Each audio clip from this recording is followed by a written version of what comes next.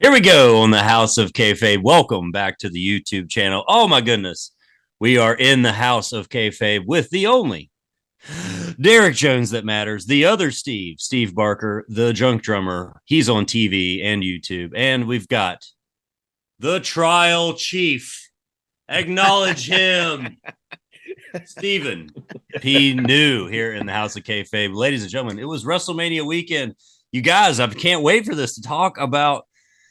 Oh man, it was a relaxing and beautiful and invigorating weekend of wrestling action, and we all experienced it on our own. And we're getting together to talk about it here on the YouTube for you guys. Thanks for liking, thanks for subscribing. Stephen P. New, you want to start? Where should we start? Night one of WrestleMania. Let's start in a Dickensian manner. It was the best of times. It was the worst of times. It was a tale of two nights. It was a tale of two oatmeals. titties. That's for sure. Yes.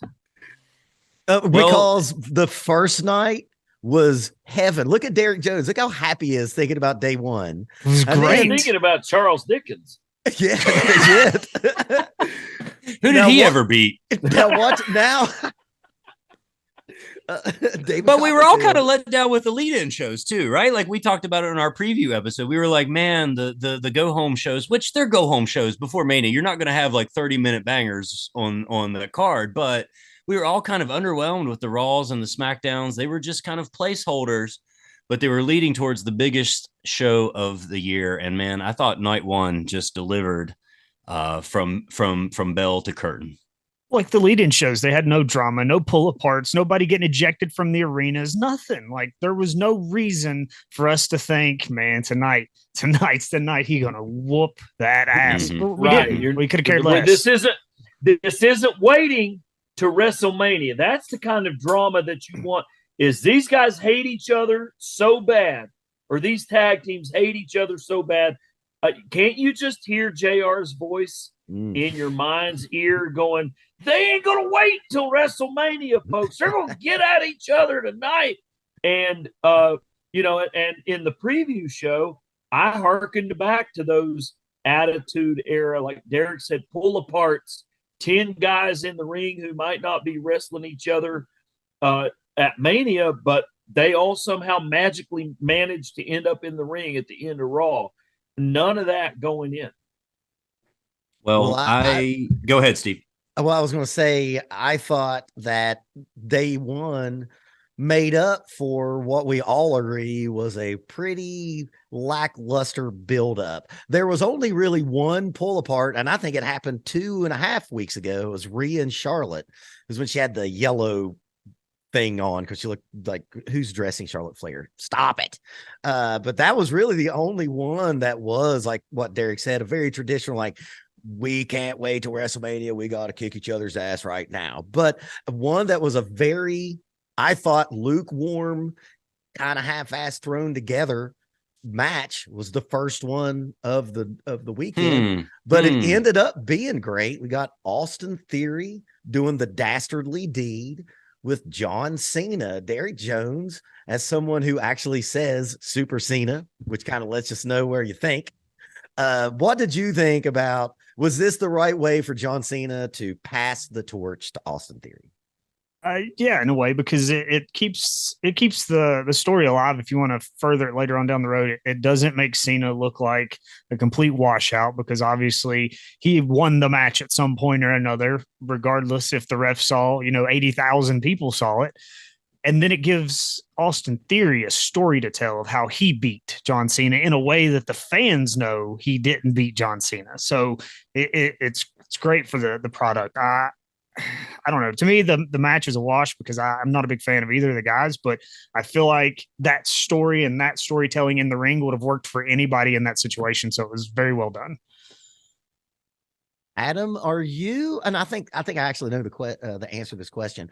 Are you a big Austin? I think you're high on Austin Theory. Am I right? I think it's too late to turn that train back. They've invested so much, right? I mean, it's like, they've got to go with him at this point. And I did predict, that this is the night for Theory, because we're going to be hearing it from now until forever that Austin Theory defeated John Cena. I said to my other text last night, I was like, during Raw, I was like, drink every time they say Theory defeated John Cena. And it was actually only a couple of times, but we're going to hear it over and over again. But what Derek said is true. It's like they gave the perfect way for him to beat him, which is like for all of us to be like, yeah, of course he's saying it again and again. Just kind of like when Chris Jericho defeated The Rock and John Cena in the same night. You know, it can never be a perfect win. And I think all the fans know for sure that Austin Theory, he got it. He got the win. He got the big win, and he'll have it forever.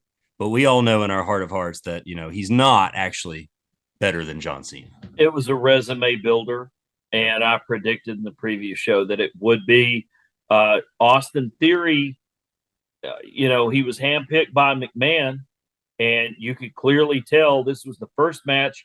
You could clearly tell that McMahon was back because Theory was going over, and you knew that if McMahon had any input at all, Theory was going to go over.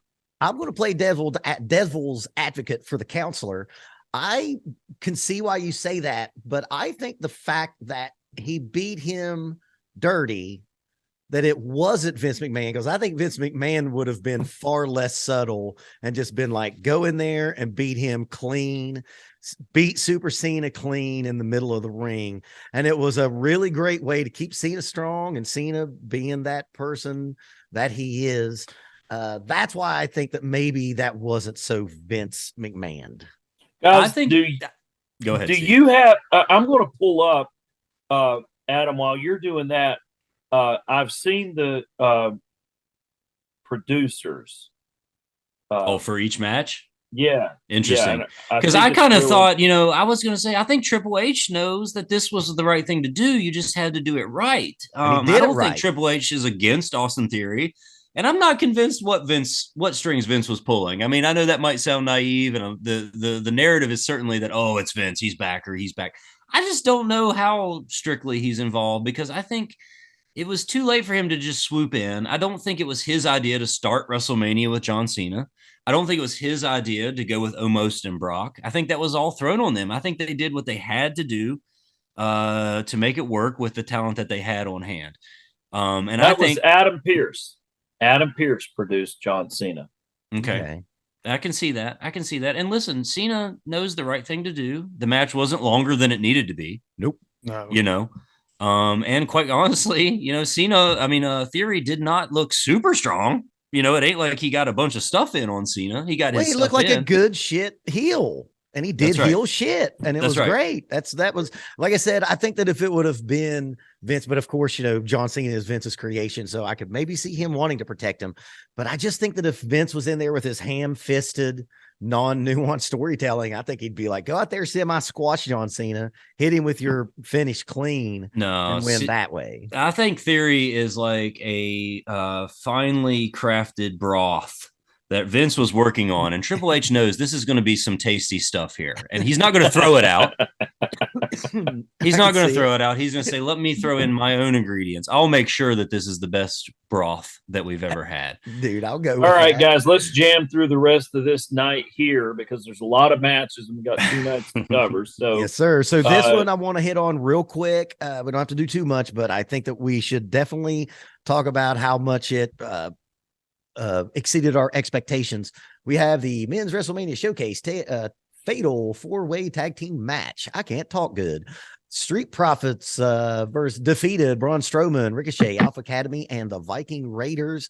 Derek Jones, I bet you love this. That's what I'm going to do all day. I'm going to just predict how well I know you guys. I think Derek loved this fucking match. Derek, tell us you love this match. I fucking hated the match. God There's damn way too much going on. The AEW guy says that. Listen. I've said every time we talk about wrestling, if it's a one-on-one match, if it's a tag team match, I'm good with it. I don't need 32 guys in a ring at the same time or outside of the ring, and no one knows what's going on. But here's the thing: I absolutely love everybody that was in that match. I can't say anything bad about the competitors in the match whatsoever. I hate the style of match. There's too much. I don't need it. I hate the let's get everybody on the card matches.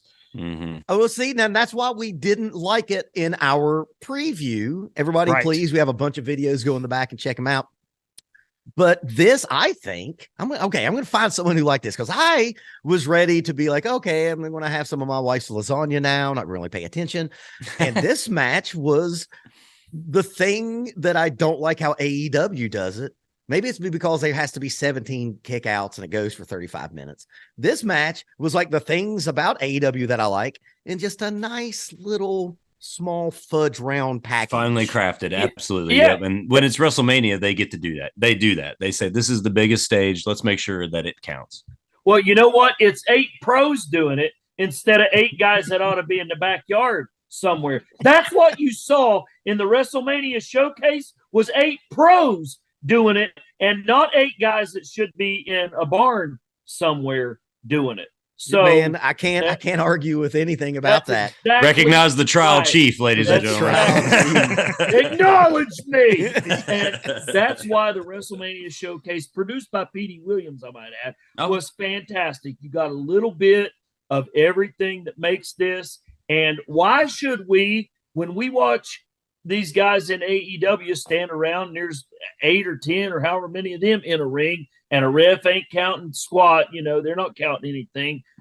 Man, that one suplex where there were 2 under 1 guy coming off the top, that just blew my mind. That's not the kind of thing that you see. And it was the WWE. only time you saw it, unless there was one done badly in the female version of this match on Sunday. And I think everybody, regardless, regardless of who won, everybody got over in this. Right. Everybody got strong. over. Ricochet looked like $1 million. Mm-hmm.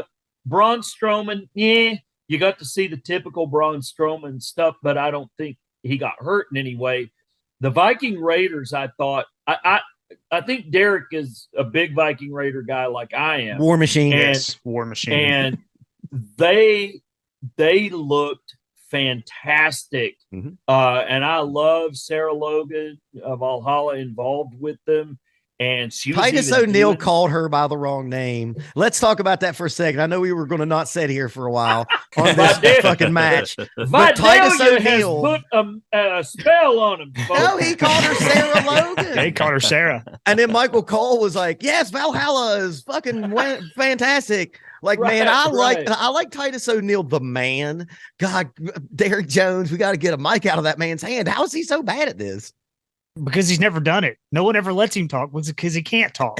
He's fine as an industrial ambassador or he's international great. ambassador. He's great when he goes and talks to crowds of children. Did you hear Corey Graves bust his ass on that? Because he and Corey Graves were verbally jousting there for a while. And Corey Graves was like, I tell you what, I'll run around the world and kiss babies and hug children and all of that kind of stuff. You get in here and do my job week in and week out, Titus. I was like, ooh, well, look, man, you had a baby face fucking up, so the heel announcer has to fucking step in. You know what I mean? Corey That's Graves, just good work. I think. Corey Graves, We've already spent too much time talking about Titus, but I think Corey Graves had a great weekend too. He was one of the unsung heroes of the whole weekend. More on that announced team later. So the next one, we had the match that really, if done correctly, and if this young man gets to stick around, will help, and write this down, will help make more new young wrestling fans than just about any fucking wrestler in the world right now. This is Seth freaking Rollins defeating Logan Paul with, I guess because I'm on YouTube, I actually know who this guy was, but because Rez was like, who the fuck is that guy? We all were. In a prime bottle. KSI, Derek knows who he is, who is a YouTube boxer, rapper, British guy. And he's also Logan Paul's business partner in Prime. Stephen P. New, you're the old school guy here. We didn't ever see growing up celebrities in the ring. That's just not a thing. We would see Waylon Jennings play beforehand, but nobody was getting in the ring back in those days. With your old wrestling heart, can you accept Logan Paul in your heart today? Oh, sure. Yeah, I mean, I got over that stuff with Karl Malone and Dennis Rodman in the late 1990s. Way worse, by the way. Way worse. Absolutely. And so if I could deal with Jay Leno and Karl Malone, I could certainly deal with a guy like Logan Paul. even if he's got a drink bottle out there as a valet, as opposed to like where did Fifi the maid go? I'm looking for Fifi the maid, and I'm looking at a drink bottle here. But this was a great match. It just really was. Logan Paul continues to just climb and climb and climb. And I don't know what that young man wants to do with his life besides make tons and tons and tons of money. But let me tell you, he is a gifted athlete. He's got that thing where they talk about the titanium rock. I thought he was Wolverine for half of the match, the way they put him over, the way the announcers put him over. And it's a throwback to like Lex Luger's, forearm, right? Right, I bought into that immediately. I was like, titanium? I bought into it immediately. And, I was thinking that it was his dirty brother in the drink bottle. But, man, I just have to comment on this. Then I'm going to turn it over to you guys to talk about the actual match. There were 3 guys younger than 35, all in their 20s, at my house watching WrestleMania, and there was 2 36-year-olds and a 51-year-old watching, and there was a clear line of demarcation about who knew what about whom when the guy in the drink bottle was revealed. That's all I'm going to say. Wow. Well, let's go to the youngest man in the house, and someone who is, probably aware of Logan Paul more than we would be, because like you're the same age as him, if I'm not mistaken. What do you actually, I know, because you're about to say how great Seth freaking Rollins is, but tell us how much that Logan Paul was able to hold up on his end of the deal. So honestly, I don't know how old Logan Paul is exactly, but I think I'm 29. Okay, so I'm older than Logan Paul, just by a little bit, not much, just a little bit, enough to count. But man, like he's putting in the work. Like he's not just showing up saying, "Hey, I'm a celebrity and I'm gonna get views for you. Let me go out here and kind of wave and I'll take a bump and I'll cut a promo." Dude's putting in the work. He can wrestle a little bit, and I'm 100% okay with that. Steve's talking about older celebrities that were showing up in WCW and different things, and they just come out and they're like, let's play a little bit. That's why the whole Snoop Dogg thing disgusts me. Completely disgusts me. I can't wait to talk about that. It's disgusting. Like that man's a professional. And went wrong, and he knew what to do. And I'm glad he's having fun doing what he's doing, but he does not belong in that ring because he's not putting in the work. He wasn't supposed to. He just called the audible. That's because that man is a professional. It's not the first time he's been in a ring, and it should have been the last time. Whenever he did it the first time. Period. Do you think should have been the last time. Do you think he's mad because Snoop Dogg's not all elite now? You think that's what it is? I think that's where he learned to go slow. God, don't rush it. Don't rush it. But anyway, so Logan Paul, great dance partner for Seth Rollins, absolutely. But Seth Rollins didn't Rollins look like $1 million? When doesn't he look like $1 million? When he's dropping Sting on his head or breaking Finn Balor's neck, I blame those guys. Man, Finn Balor's had some bad luck. I love Finn Balor, and Sting is awesome, and I blame both of them for that. Well, Sting should have never agreed to take that move. Finn Balor even admitted it was his own fault because he was the one reaching back. So I blame both of them. Sting's not going to take fault, but I know it's his fault. But anyway, I've really come around to loving this Seth freaking Rollins character. He's just elevated right now. Rollins could have lost that match, and I thought that he would, and it wouldn't have hurt him any. But man, he had the crowd eating out the palm of his hand that night.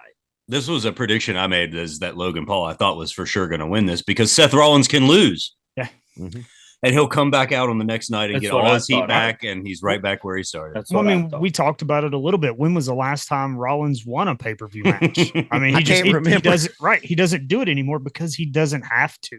He's so much of everything else that he doesn't need the wins. Some wrestlers need the wins with their story. We talked about it with Cody. He needs the proper wins, or he's got to lose dirty. It's got to be able to continue on. It doesn't matter if Seth wins or loses. When he comes out, people are going to love him. Everybody except for my wife. So on Raw, he comes out and literally just for his music and stands in the ring, and she has immediately decided she hates Seth Rollins. She's like, that's the most annoying thing ever. And it's like, yeah, and he's a good guy, and I love it. And I don't even know why. Right. And she's not even looking at all the marks on Twitter being like, nobody came out and interrupted him. Where's Jay White? Right. Jay White is not coming to the WWE as far as I'm concerned, and I haven't read anything about it. I just don't think that's a good fit. No. I wanted to say European wrestlers. I want to say one thing or a couple of things about this match, but it's not important about how the match went. But Seth lost last year at WrestleMania to Cody. In that case, you got to give him the big dub this year. I think, that was the one thing that led me to think that, yeah, Seth is going to pull this out because he did tremendous, groundbreaking, and memorable work last year at WrestleMania. Mm-hmm. And I think Logan Paul is in it for all the right reasons, for the same reasons that Andy Kaufman was in it, who we talked about in our Figure Hall of Fame preview episode here on YouTube. And he was inducted into the Hall of Fame this year. And Andy Kaufman didn't need the money. Andy Kaufman didn't need the fame or the recognition or the celebrity, and he friggin' laid in a hospital bed in Memphis, Tennessee to sell the friggin' pile driver, and nobody else in the WWE roster can say that. And I think for Logan Paul and Bad Bunny, for that matter, like we're seeing that these celebrities who have nothing financially to gain and certainly no stock to rise in the public image, they are doing this because they love it. If you're the head coach of the San Francisco 49ers and Greg Kittle jumps that barrier, is your heart just up in your throat? Yeah, because mine is. If I'm his agent, I'm like, woo! I'm sweating like a whore in church when I see Kittle go over the ring barrier. That's true. So now on to the next match that made me happy and it made me sad. Trish Stratus, Lita, and Becky Lynch defeats Damage Control, Bayley, Dakota Kai, who needs a sandwich, and Io Sky.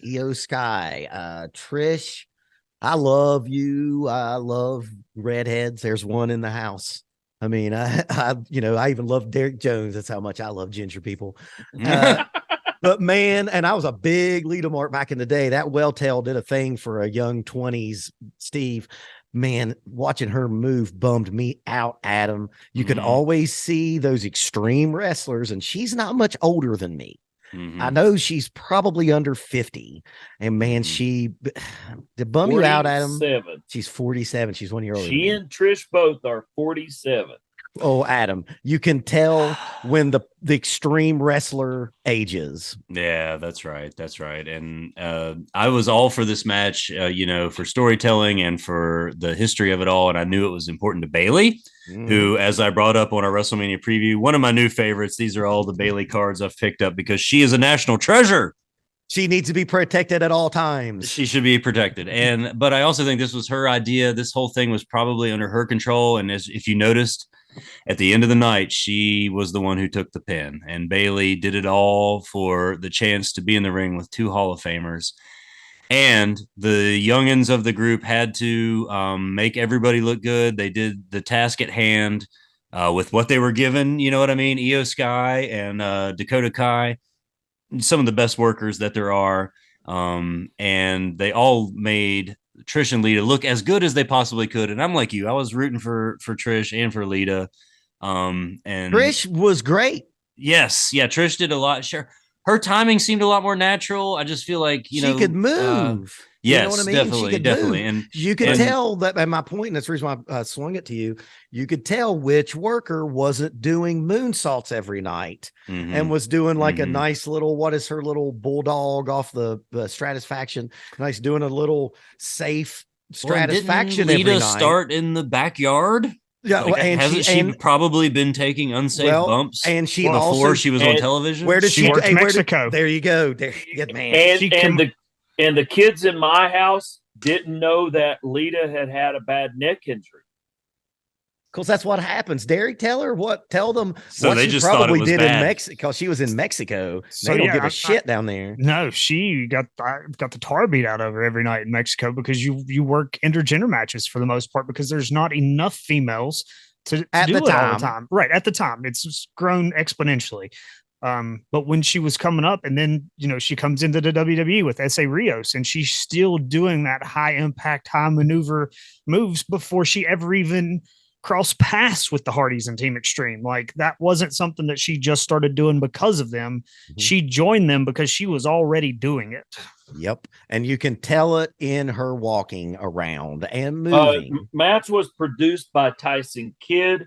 And if I can jump back to the Rollins versus Logan Paul match, produced by Sugar Shane Helms. Nice. I love him. I love him so much. And I think that kind of shows. But I mean, I love Tyson Kidd. I hate that Tyson Kidd got hurt. Yeah. Poor Cesaro. They just were starting to pick up. But that was one of the best teams of all time. I think other than Lita's lack of mobility, I thought it was a good enough match. And I thought what you thought was going to happen happened.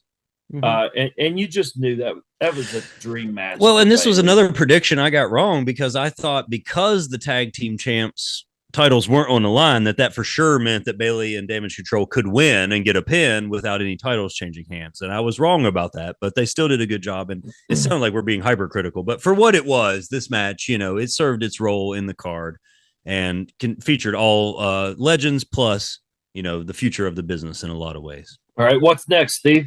You got something, Derek? I was just going to say, for the same setup of Austin Theory, I really thought that Trish should have ate the pin from Bayley. That way it protects your tag team champions. It puts the moment on the up and comer, Bayley being the next generation of, Hall of Famer. And it sets up a whole new story of, we beat you at Mania. We want the tag titles. And so in this case, since I don't agree with the decision, and I agree with Derek that this one must have been booked by Vince. It was interesting that Bayley was not on Raw, and when Damage Control came out, the announcers didn't even mention Bayley's name. Might be time for Bayley to make a run, because she's a hard split from him. Time. It's probably about time for her to go after a championship. Rocket ship. And I have one champion I would like for her to take down badly.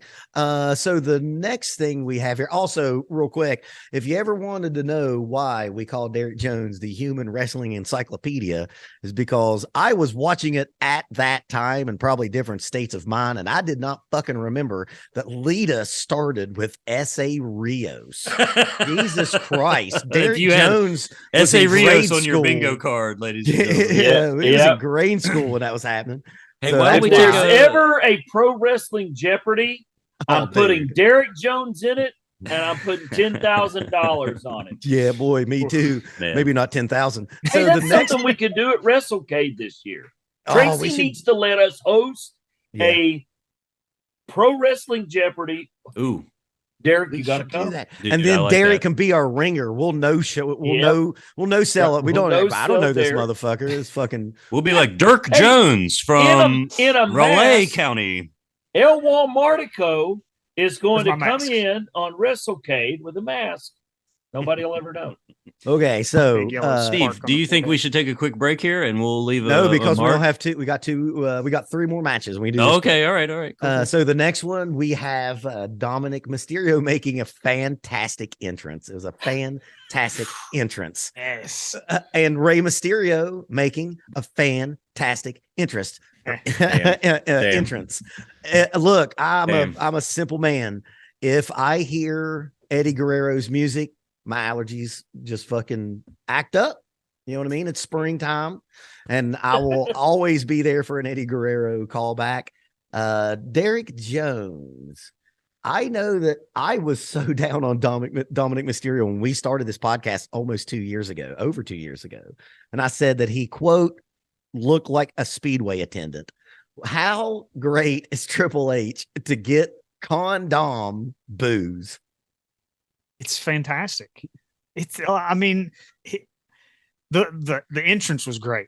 Come and you know, if you watch the figure episode, me and Adam touched on that Halloween Havoc outfit. Well, Dom is throwing back to that, and there it was. There it was. It was awesome. It was great. That's how big that match was. Right. Well, and it's great for a lot of reasons because it was with Eddie, and then the controversy with Eddie and Ray over Dom. So it ties everything together with a bow. And I love my wrestling to make sense, and it made sense just in the entrance. In the entrance, the only thing that didn't make sense about this match as a whole was the finish. The last 3 seconds of that match were terrible. I picked Dom. I wanted Dom needed to win that match. Another one I got wrong, man. On his Hall of thought for Fame sure. weekend? Yes, because weekend. it makes that much sense. Like it has to be that big. Like again, like with Theory beating Cena, it's like Dominic says, "I retired my father." You know, just take him off TV for a little while. If Ray while. was retiring, I would agree with you guys that you do a Ric Flair, HBK, type of a send off with a heel Dom over his dad. He retires his dad, and Ray comes out the next night and has to retire. And guys, Dom beat me. Dom was the, last nail in my coffin, and I'm done. But I think Ray's going to keep wrestling. No, you let Dom beat him, rip the mask off of him, leave him laying with a towel over his head to just fuel the rest of this story all the way to SummerSlam. Yeah, but what if we get that in Puerto Rico? Ooh. I mean, there's going to be some super heat there with Bad Bunny, who we saw like.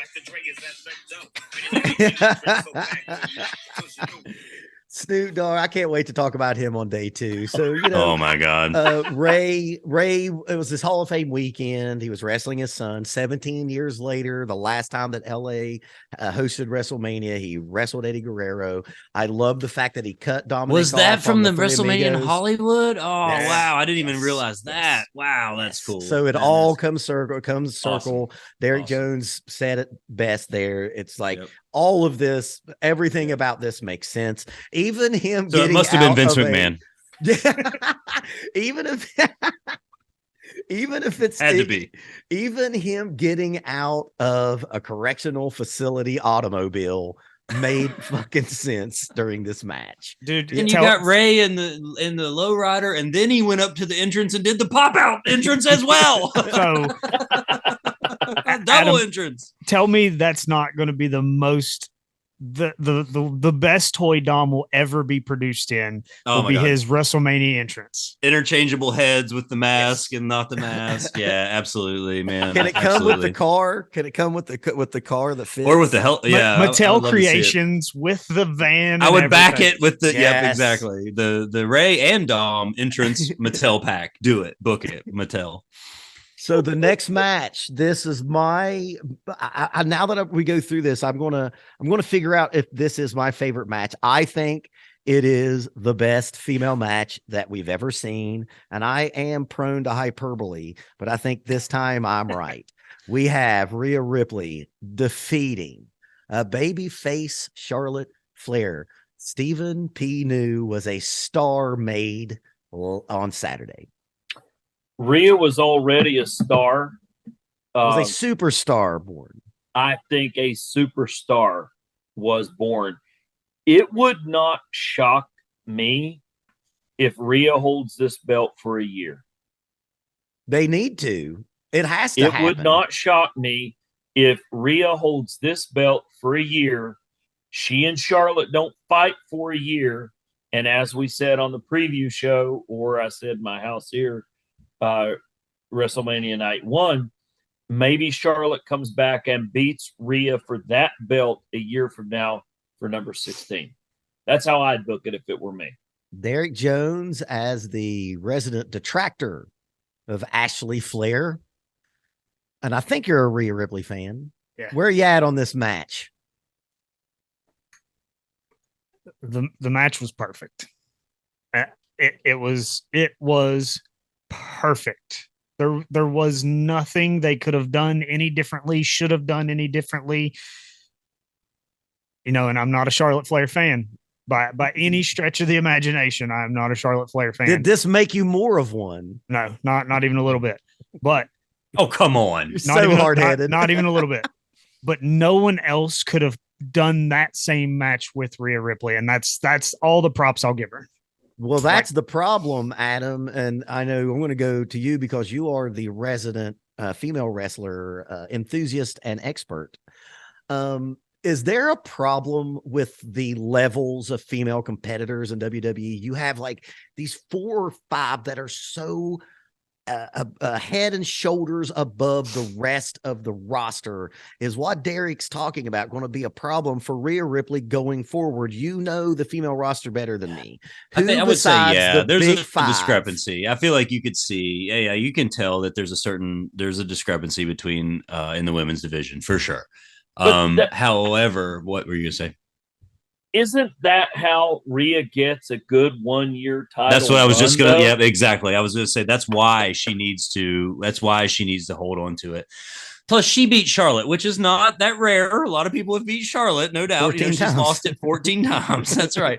But for this time, I think it makes a lot of sense, and they've been doing it. Like the WWE even put out graphics about how long each title has been held by each individual. And Gunther's coming up he's got one of the shorter ones, and he's over 200 days. So finally, and again, maybe we give Triple H credit for this, but it's like but this all might have been in line before he got in charge. There's been some long title runs in the place here, and I love it because I think it's the only thing you can do to make the titles mean something, but you have to have the right stars. And Rhea Ripley is the right star to hold this belt. They didn't really mention her about Judgment Day the next night, did they? I'm trying to think. Like, it wasn't like a done deal. So what are they doing there? I kind of expected it to be like, okay, well, now we're proving that Rhea is the one in charge. Everyone else is below her. Dom lost. Finn lost. You know, Damian Priest was nowhere to be found, who I kind of thought was a wild card. He could have played a factor in something. At WrestleMania. And the crowd was clearly in Rhea's corner. Well, that's what I was going to say. I wanted to and by the end of the match, that's right. And it was a huge pop. And that's the other thing that I love. And it's the proof of how good wrestling is right now, is that even though the crowd wasn't necessarily like going to cheer her at the beginning, man, when she hit the Riptide off the ropes for that finish, and there wasn't a kick out. You know what I mean? Like, it was a solid finisher off the ropes as an elevated version of her move, and it got the 1, 2, 3, and the crowd said, yes, this was the right decision. Big, huge pop. And yes, I think it was an all-timer. Now, do you think that this was a double turn, Adam? And is it going to be hard for people not to keep that going with Rhea? Because the crowd was split at the beginning and a little quiet at the beginning, to be honest. And of course, they got them there. And I think the greatest female match we've ever seen. But by the end of it, it was very evident that this crowd was behind Rhea. Does that keep going? Is there no way for Rhea to go back to heel with that kind of reaction at WrestleMania? I think she can. I think she could cut the right promo and be a heel, just like the way MJF does. Just the way Roman does. Like, even though people are actually behind it and they really love seeing it, they'll boo it if they say the right things. And I think Rhea's capable of that. I'm not necessarily begging for a turn on her part, but I don't love Charlotte as a babyface, first of all. You know, I think we talked about that. Like, no. But I think Rhea Ripley works better as a big, powerful heel, as like an unstoppable, dominant female champ. Would Liv Morgan and Carmella have had the same match? No. Which is what I think you were alluding to when you asked me that in the first place. It's kind of like, is there a disparity in the division? Yeah, there's a little bit of disparity. So let me ask you this: on top of, I think we can all agree, the big 5 or 6, right? We got Bayley, we got Becky, we got Belair, we got Charlotte, we got Rhea, Asuka. Okay. Now, who underneath that would be would give me one name that could eventually get over and be believable enough to like take on Rhea Ripley? Shayna Baszler, maybe. Ronda. Obviously, Ronda Rousey. Okay. Could. But they're not they great have not built workers, Shayna to that, though. They haven't done it. I'm not saying that they will. Obviously, I'm saying that they could. I don't see anybody else who's on that next level down, the Natalias, the Chelseas, the Piper Nivens, go on, Emma. Go on and on. I will say this is another cool thing I was going to mention, not to interrupt you, Steve, but going out of this, and that's one of the things I love so much, is thinking about where we go from WrestleMania, because it was so great, but yet we're just starting off with a lot of things. Rhea was a tag team partner of Liv Morgan, a tag team partner of Nikki ASH, of Nikki Cross, and a tag team partner, I think, of Doudrop even at some point. I'm not sure, but like they probably competed in NXT UK. Like there's a lot of great feuds that could come for Rhea. There's some stories that are easily told with Rhea Ripley as the champ. So Derek, you know the story they want to tell is with Raquel because of her size. She's the only one they feuded nose to nose. They feuded in NXT briefly, right? And the stare down on Raw last night. So I Raquel's not ready, but boy, you could see a build up to a SummerSlam or a Royal Rumble match with Raquel and Rhea Ripley. I think you give that about a good 4 to 6 week build up. You got a great match there. So you're saying no Poison Pixie versus Rhea Ripley as a believable feud is what you're saying. I know, Adam. Let's go on to, so I think we all can say that is a great match. Let's go on. Tremendous. Let's go on to the feel goods, people. We're talking about just beaming from your heart on this main event. And yes, I skipped that Miz bullshit. So we have Kevin Owens and Sami Zayn defeating the Usos. Derek Jones, you were so happy. So happy. Like, talk about being another Ring of Honor mark as myself and seeing, like, how far have these guys come? Seriously, as an independent musician who have played in every goddamn B level and C level bar on the East Coast and some of Big Ten country and some of the SEC country, I love seeing someone coming from an independent place in their career to WrestleMania. You've seen El Generico wrestle on ROH television in front of 700 people. Derek Jones, tell them how you felt. You grew up with these guys. It was great. I mean, 20 plus years of these guys beating the snot out of each other or beating the snot out of others as a tag team, looking like the biggest scrubs in the world. Not body guys. Still looking like the biggest scrubs in the world. But they can work their asses off.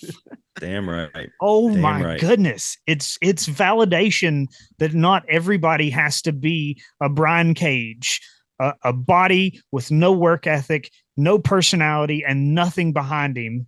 But you can be a good wrestler and actually connect with a crowd.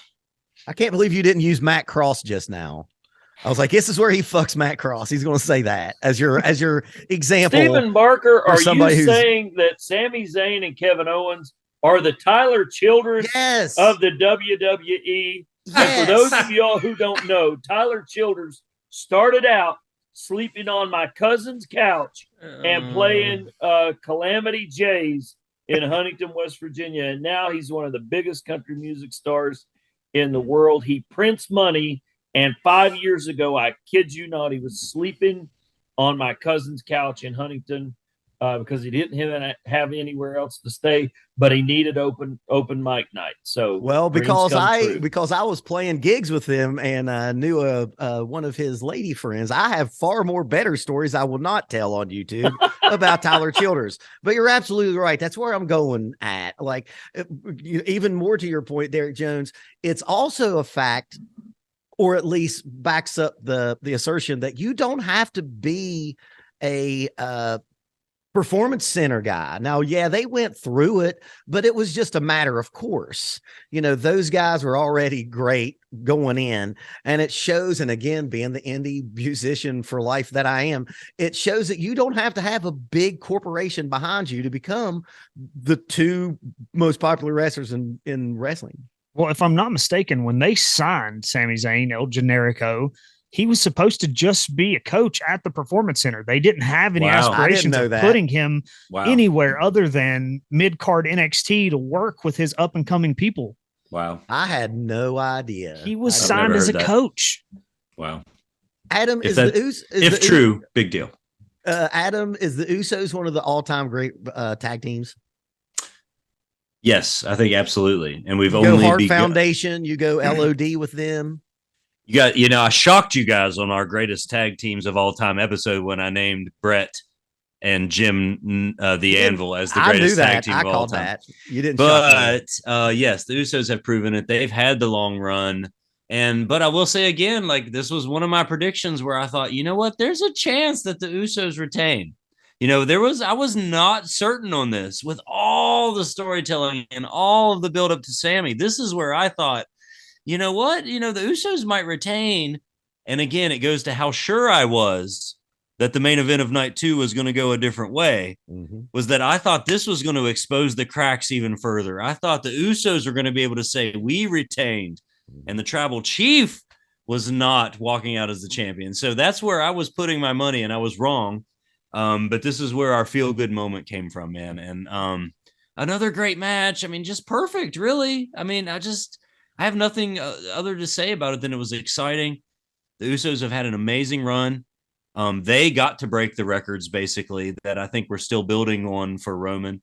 They're longer than Demolition, longer than the New Day, and we'll talk more about it. But I mean, the Usos are going to play a large factor in the main events going forward into this year and next, I think. So, Steve, I want to talk to you about this one. I've thought about this a lot since Saturday, because Saturday I thought it was one of my favorite WrestleManias I've ever seen. And my favorite is Yeselmania, and I think it's probably as good as Yeselmania. Yeah, it's Steve New, did you notice this with both of our old school eyes, that almost every match, especially on Saturday, started slow and plotting, and the crowd was on their feet or on their hands, and then that just crescendo, and that's not modern wrestling. Right. It is not. I mean, when you start out with lockups and hip tosses and arm drags and that kind of stuff, which is how it used to be, that I'm not saying these matches were that, but yeah, I think they were. It was very much build up, and then you start to get into the stuff where the crowd's really invested and really into it at that point. So, and a lot of what you see with the psychology, the baby faces getting beaten down. And, that's what you're talking about. The pacing of the matches is just the heels wearing out the baby faces at first, who have to then make the comeback. And that's just old school, 1970s, 1980s wrestling right there. All of Saturday, in my opinion, and I've watched it twice now, it was old school psychology. I always liken a lot of what we call modern wrestling, and you can name whatever promotion you want to say. And remember, I am the other Ring of Honor mark here. It's like a Michael Bay movie. It's just nonstop action from the beginning. You can't breathe. It's a shit coming at you all the fucking time. You don't know what's going on. And all of these matches started with like crisp lockups and feeling out and mat wrestling. All of them did. And it was such. You want to know who produced this match? This has to be the oldest person back there. Instant classic. And who is that? Pat Patterson from the grave. No. R.I.P. I don't know, because I don't know the agents. I'm sure fucking Derek does. But I'm going to say it's the oldest one. And you'd be right. Michael Hayes. Michael Hayes. Yes.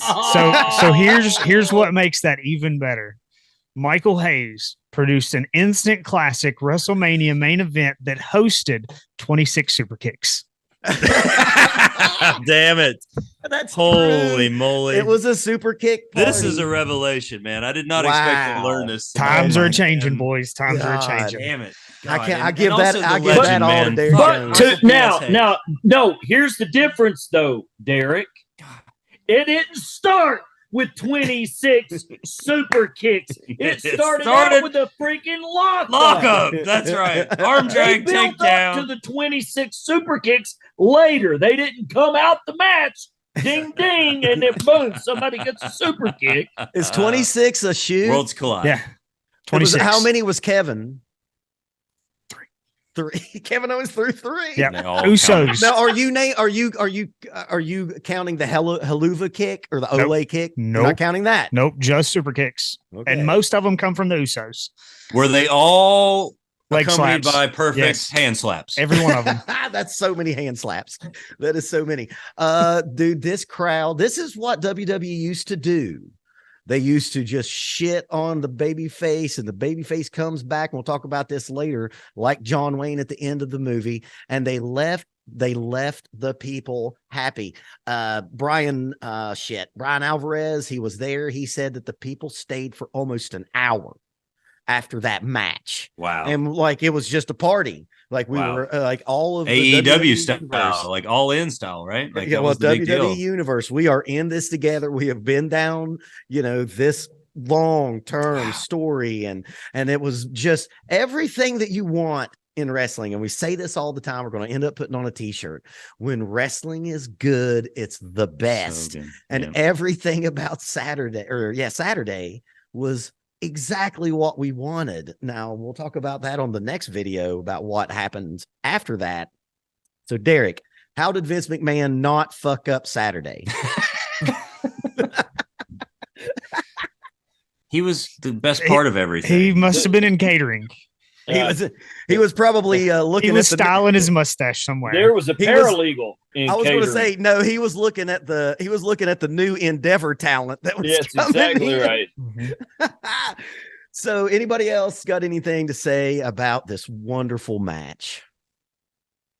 No, that's what I thought. I mean, it's instant classic. There was a hint of me that thought we weren't going to get it because we'd gotten so many good moments before. Like there were so many positive things. And again, I was just going like, this is where we don't get what we want. This is where we've assumed it. And we know what's going to happen, but we actually got what I think was the right decision.